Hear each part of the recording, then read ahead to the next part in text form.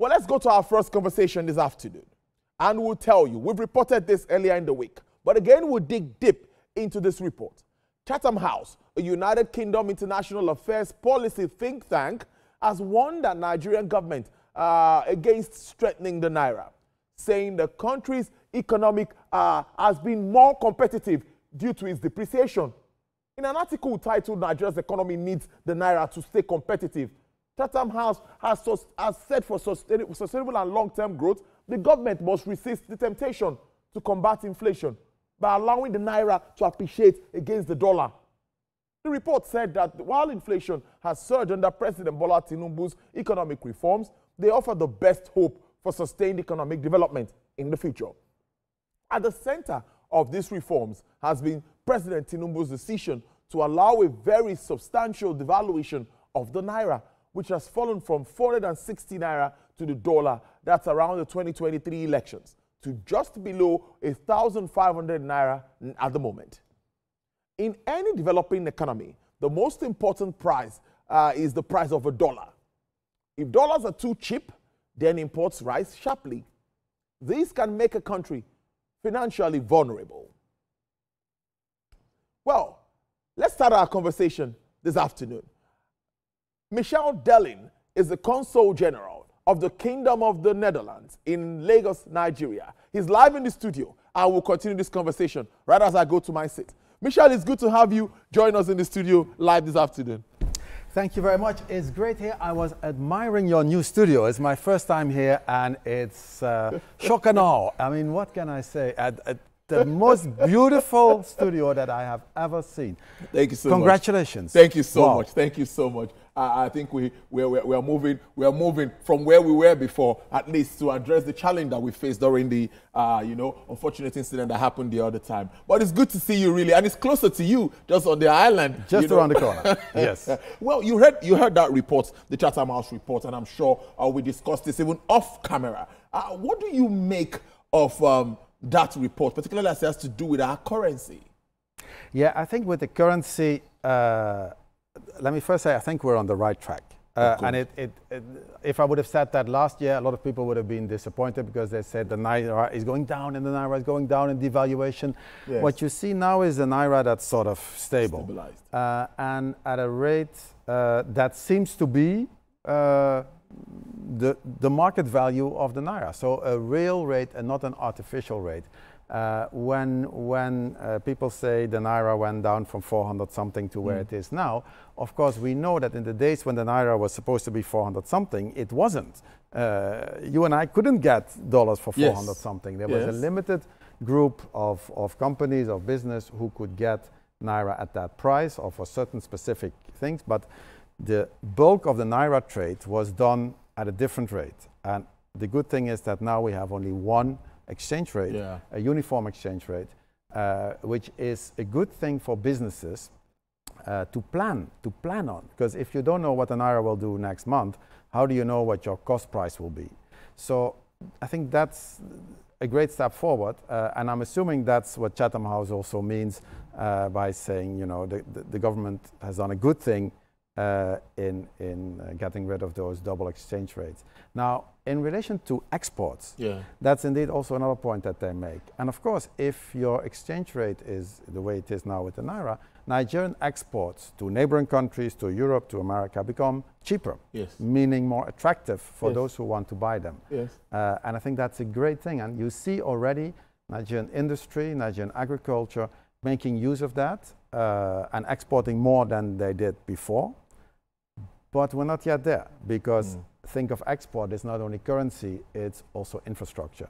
You need the infrastructure to promote your export, to facilitate your export. You need all these lines from the production facility to the transport, to the port, to the export requirements. And I think that's the next item that the government actually should focus on. Look at.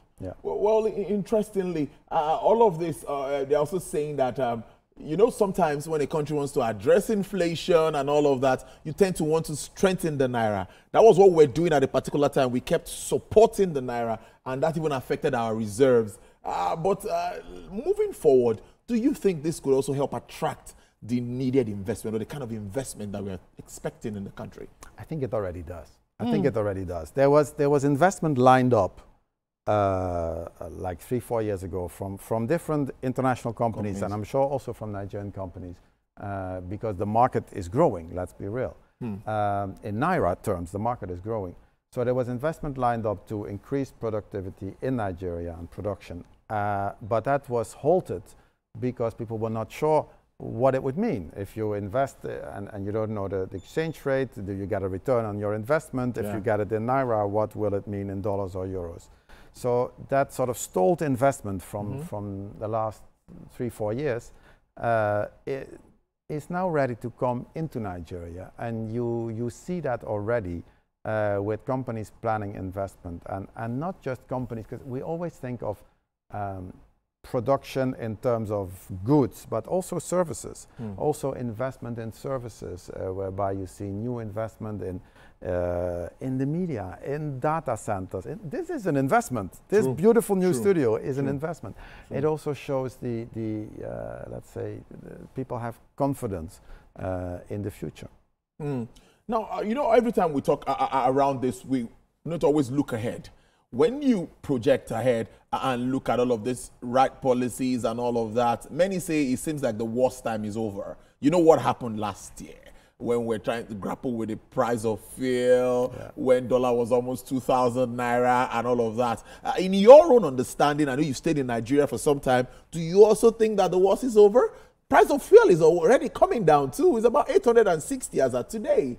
You see, you just announced that the price of oil is going up and the price of fuel at the same time around the corner is going down. Now, of course, there's always a delay, but that's a good thing. That's competition. True. There's competition. It's a regulated market. Yes, and the introduction of the Dangote refinery and other refineries in the country is really a game changer. It's really and it made Nigeria proud also to be able to not only refine its own oil, but also do it in a competitive way. In which you can compete internationally and which you can definitely compete on the Nigerian market, because you see now there's difference in pricing. So I think your question, are we going up from here? Have we had the worst?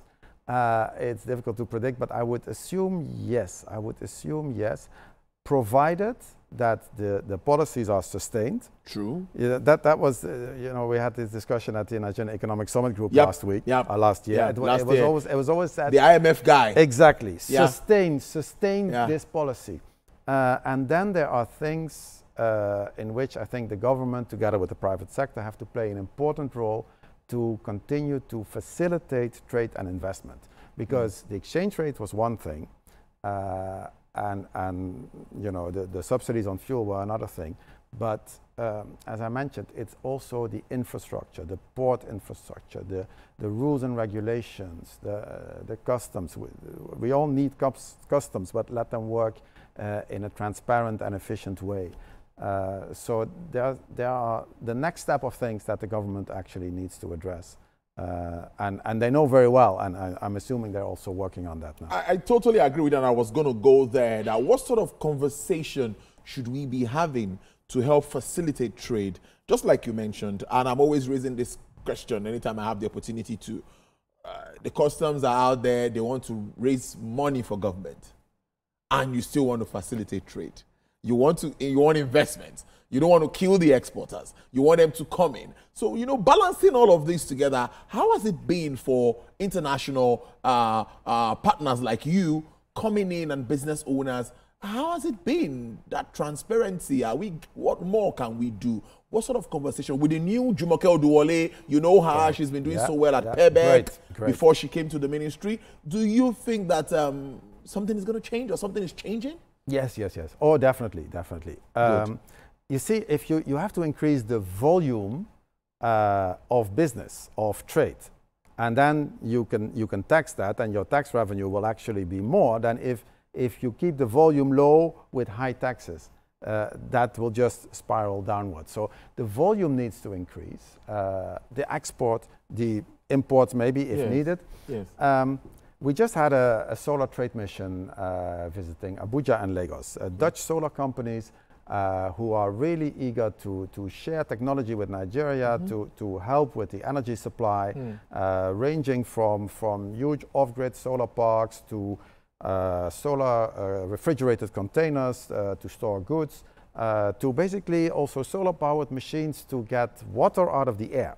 Quite fascinating. Now, some of these products have to be imported, and then you need like a uniform custom tariff for the import of solar equipment. Things like that. Very practical, very practical. Make sure that that is there. If you talk about export of Nigerian, talk about cocoa, talk about ginger, agricultural products. These products should not spoil before they have been exported. Yeah. So there's a whole, let's say, facility, line of things that need to be in place in the logistic chain for that to happen. And I would say that's the next step that we're looking at. And your question about the Ministry of Trade in Abuja, yes, they're very well aware, and I trust them to also tackle this problem. Solar, very interesting, because we have the issues with energy these days is something that everyone is worried about. So I think other sources of energy, renewables, remains key at this time. So let's talk about our partnership with the Netherlands. A lot. You've already talked about agriculture. You've talked about renewables. How well are we doing with this handshake between both countries? I think we're doing better and better because we're getting deeper. It's a relation that started basically with oil. And you see in the numbers that oil is going down, the trade in oil, simply because it's more of the oil is refined here, so you export less and you import less petrol. Great. So it's wider. It's now more about agriculture. We're getting an agriculture trade mission by the end of this month, the last week of March. They'll have a Dutch branded stand at the agri trade fair at Landmark here in Lagos. Companies in the seed sector, companies in the potato sector. We're looking at what we can do with Plateau State in increasing potato production there, and also companies in irrigation and logistics. So we are really there to see where are Nigerians' needs and what can we bring from the Dutch private sector with support from the government to make sure that that companies find the right market in Nigeria. So it's broader, and it's as I said, it's also services. It's also ICT. It's also training of young, bright Nigerian computer programmers. It's also music. Not many people know this, but the headquarters of Universal Music is actually based in the Netherlands. Wow. People always think it's an American company, which of course, revenue-wise it is. But we had one of their vice presidents here recently, and we had a long discussion on scouting for young Nigerian talents, which you can do, but at the same time, the flip side of that is ensuring copyright. So, as I said, the relation is very broad. We're here on Eco Atlantic, which was designed by a Dutch company, with the engineering works and the knowledge that we have of building land into the sea. So the relation has become a lot broader than it was before. And I think that's a very, very good thing. Looking ahead, how do you see, I don't want to put figures to it now because I know the figures keep changing. Every time you check the figures of the trade relations, they keep changing. So, we just want it to keep improving. But what more? We've talked about government and all of that. What about the private sector? How are the companies, Dutch companies, how are they flowing with some of this change that we've seen in the business environment in Nigeria? Because, I attended a meeting, I think that was with the Nigerian front, French companies, and they were talking about how to accommodate these new policies, how this affects their businesses, projections, they have to do some reprojections and all of that. How are Netherlands companies operating here trying to cope with that? Yeah, no, we had 2 very, very tough years. Very tough years. And you could see in the newspapers the results were published. Nigerian breweries, Wamco, different Dutch companies here. In the production side, fast-moving consumer goods, they had serious issues because they had their system based on a certain exchange rate and on the importation of certain products that they need for their processing. So the exchange rate has changed, and that also means that companies will look more at local sourcing of material, because obviously that should be cheaper than importing. So I think also for those companies, this year has started on a positive note, on a good note. But last year was quite bad, and if it wouldn't have been for the parent companies supporting them from the Netherlands, from Europe, from wherever, the companies might not even have survived in this landscape. But yeah, that's what happens sometimes. You have an economic crisis, you have devaluation, inflation at the same time. You have buyers who cannot afford the product anymore. Because let's be honest, I'm talking about the economy, and you ask me, is it going up? And I tell you it will.